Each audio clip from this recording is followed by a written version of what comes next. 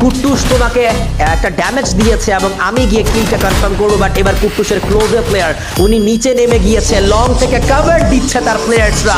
2F লল gamers mister ট্রিপলারের শেষ খেলোয়াড়কেও finish করার মাধ্যমে মিস্টার ট্রিপলার তারা এই ম্যাচ থেকে নিয়েছে বিদায়। আর এইচকে অ্যাগেইন তারা 20 এলিমিনেশনের খুবই কাছাকাছি।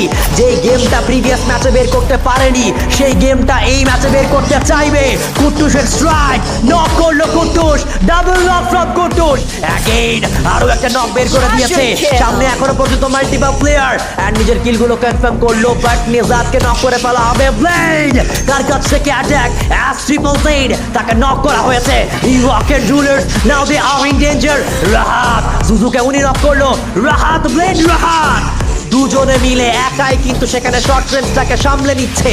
নেজার মিড রেঞ্জে তার কভারটাও কিন্তু পারফেক্ট হচ্ছে। অ্যান্ড রিওয়াক and rulers I think so still এখনো পর্যন্ত they are alive maybe, and তাদের প্লেয়ারগুলোকে যেভাবে ফিনিশ করা হয়েছে দ্যাট ইজ অ্যামেজিং। ইতিমধ্যে 22টা এলিমিনেশন পয়েন্ট এখনো পর্যন্ত কিন্তু রয়েছে। লাস্ট ম্যান স্ট্যান্ডিং ফ্রম রিওয়াক এন্ড নো জাবু, তাকে নক করা হয়েছে। এখনো পর্যন্ত রিওয়াক এন্ড রুলার্সের প্লেয়াররা স্টে করছে এই ম্যাপের মধ্যে।